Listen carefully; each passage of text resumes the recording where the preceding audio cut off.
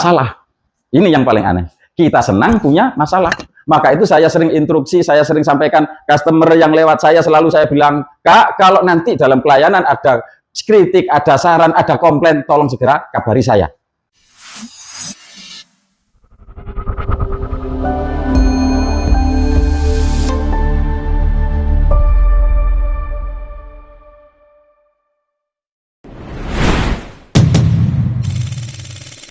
Itu kan nyari masalah.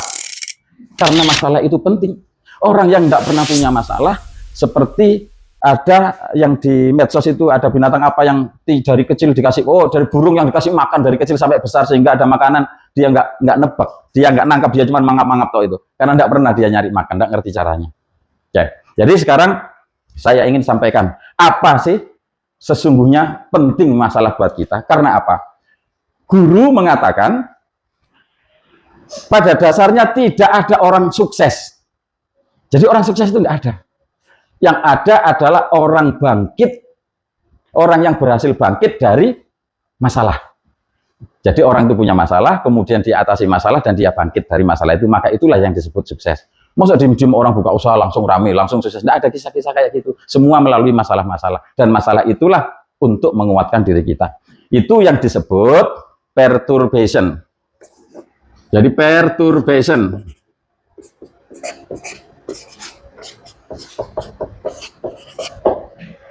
Perturbation itu ini gambarnya palu lah. Ini bola. Perturbation adalah suatu tekanan yang timbul di dalam diri kita, di dalam kelompok kita, di dalam urusan kita, sehingga kita ini terbebani. Kita beban pikiran, kita beban tenaga, kita beban apapun. Sesuatu menjadi error. Inilah perturbation. Dia disebut sebagai tekanan. Mana bola tadi? Sekarang tekanan ini kita manfaatkan agar tekanan, masalah, kita ambil hikmahnya, kita ambil pelajarannya, kita cari solusinya, supaya kita bisa mendapatkan yang namanya resiliensi. Panggil ya. Resiliensi itu adalah suatu lompatan, suatu kayak rebound begitu, yang dia akan melompat jauh lebih tinggi, lebih besar daripada masalah yang timbul. Sekarang ini tak pukul. Cuma segitu aja.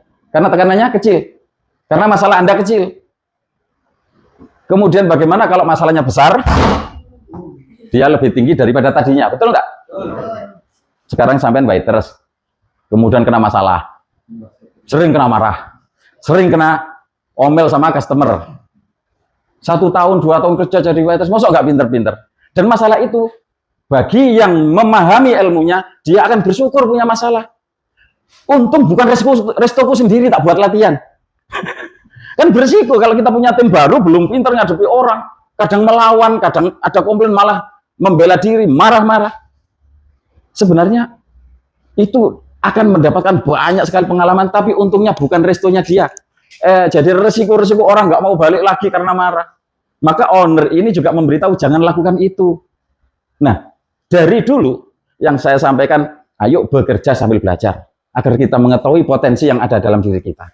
Sesungguhnya kita ini semua punya kelebihan masing-masing. Pasti ada. Tinggal kita menyadari enggak kelebihan itu. Maka kalau kita ingin hidup kita itu melompat jauh lebih besar daripada saat ini, kita harus sering mencari masalah. Mencari ya, bukan membuat masalah ya. Kalau membuat masalah ini dari dalam nanti repot. Ini bisa hilang nanti dari peredaran. Jadi kita menghadapi masalah dengan riang gembira. Maka tadi tak pesan sama Mbak Sinta, kalau ada masalah dicatat. Kalau ada kendala dicatat. Tujuannya untuk memperbaikinya. Bagaimana ketika ini bisa dikasih tekanan kok kuat? Dia kok mau melompat lebih tinggi? Karena otaknya, kesiapan mentalnya, dia siap untuk melambung. Dia mau menghadapi tantangan. Ada orang itu yang dikasih tekanan, kabur. Sekarang, saya mau kasih contoh orang yang pikirannya sempit, lemah, bukan pejuang, kemudian dia tidak punya keinginan untuk maju. Ketika menghadapi masalah seperti apa? Aku minta tolong yang kuat, tangannya siapa?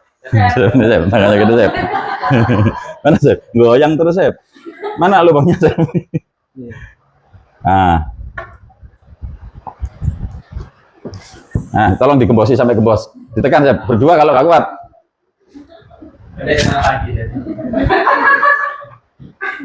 Jadi posisi asal kita di sini kena tekan, kita turun, terlempar, kemudian kita akan melompat jauh lebih tinggi daripada posisi asalnya. Yang sekarang masih belum pinter, terjun, makanya jadi orang harus berani.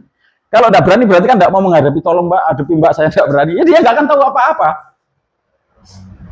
Jadi penting sekali kita menghadapi masalah, dan perturbasi seperti ini, masalah seperti ini bisa didapat di dalam kehidupan. Kalau hanya sekolah, aja nggak praktek-praktek mana ngerti. Banyak orang ngomong enak, ini buatlah SOP, buat resto gampang. Yang penting ada yang masak, yang penting ada yang waitersnya, ada yang jualan, ada adminnya, sudah pasti jadi. Sebegitu mudah ngomong, tapi pas praktek ternyata lain di lapangan. Cukup Sep. Sampai habis Sep. Oke. Ini orang yang kepalanya kosong, tidak punya jiwa, tidak punya keinginan untuk pandai, tidak punya keinginan bagaimana aku nanti ke depannya, dia tidak punya cita-cita. Pas kena tekanan,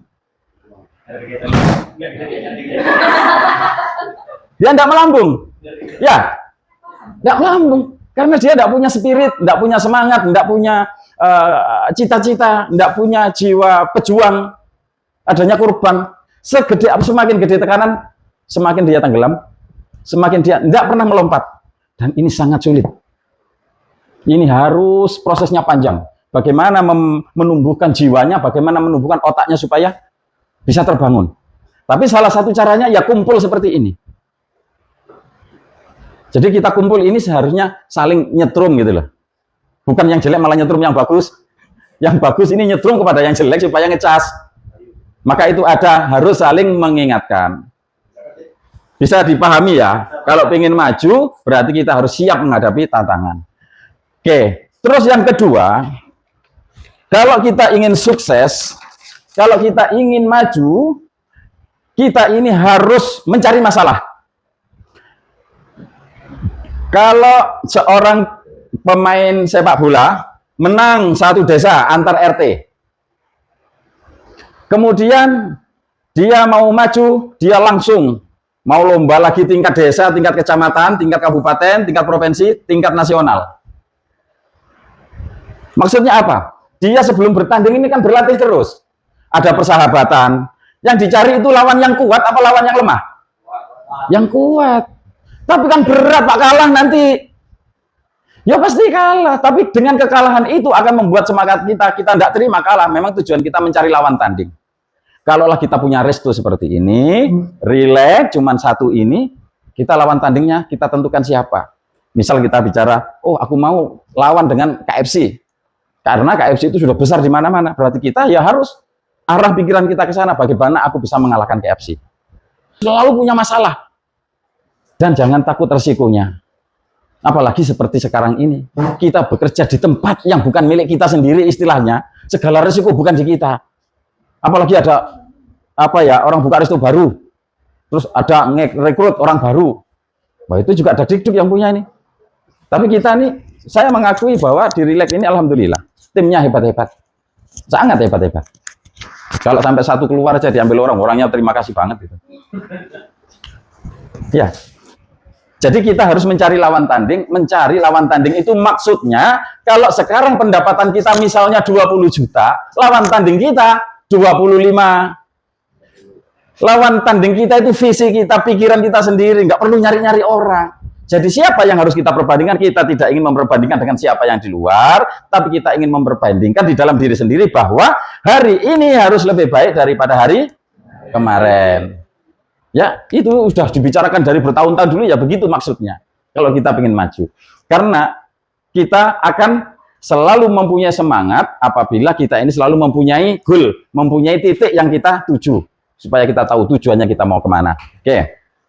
Terus resikonya apa? Kalau kita ini mau terkenal, mau kita ini punya sesuatu yang hebat. Contoh, ada orang mau terkenal dan mendadak terkenal, adalah yang kemarin disiram air keras. Siapa namanya itu? Yunus. Nah, Agus Yunus paling. Yang terbaru. Jadi orang itu terkenal karena masalah. Jadi kalau kita ini tidak mau menghadapi masalah, kita tidak akan terkenal. Tapi kan ini terkenalnya terkenal baik. Kita jangan milih, gampang kalau mau terkenal banyak jalan, tapi mencari terkenal yang baik itu kayak apa? Ya, harus kita melakukan sesuatu, tapi ada resiko-resiko. Ada yang dengan cara ringan, sedang, ada yang levelnya tinggi, tapi resikonya juga nyawa. Oke. Terus, contoh yang orang perturbasi tadi, yang tekanan membuat kuat, ada kisahnya negara Iran. Negara Iran itu dari tahun 1979, sudah 40 tahun lebih, diblokade, diboikot, pokoknya dengan penuh tekanan oleh negara Amerika dan kawan-kawan.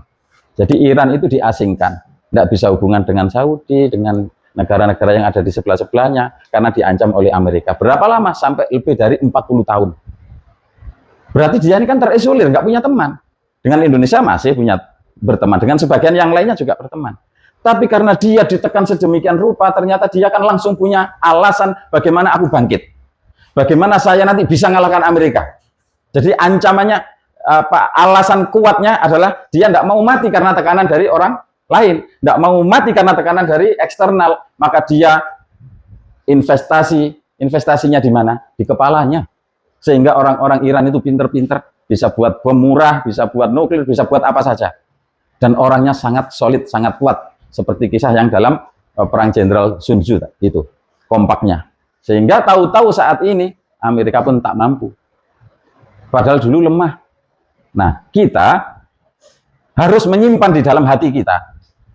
Kita melihat orang lain yang sukses, kita simpan dalam diri hati kita, aku nanti kepingin kayak mereka. Ya, apa yang dilakukan? Ya belajar, praktek, seperti itu. Yakin kok, tidak ada orang yang tidak punya potensi pinter. Semuanya punya potensi, cuman masalahnya mau apa enggak. Masalahnya dia jalani apa enggak proses-proses itu. Nah, oke. Terus yang berikutnya, sudah jam 10 kurang sedikit. Oke, tidak terlalu lama lah. Karena ini saya sampaikan kita supaya sadar bahwa masalah itu tidak pernah hilang dari diri kita, maka kita mengambil satu hikmah yang kalau dulu dalam seminar yang bersama-sama Zoom itu adalah kita mengambil sisi bright side-nya, dari sisi baiknya kita ambil. Maka ketika kita sudah sadar bahwa kita ini orang yang hebat, kita ini semua orang punya potensi untuk maju, tinggal kita mau atau tidak, apakah kita ini seperti bola yang ada isinya atau kita seperti bola yang kosong. Kalau sudah kita sadar bahwa kita ini bola yang kosong, ayo kita isi. Supaya dalam menghadapi masalah, itu kita akan menjadi terpelanting, menjadi bisa naik jauh lebih tinggi daripada posisi awal. Nah, tapi caranya bagaimana? Tentu hanya kepala yang paling penting.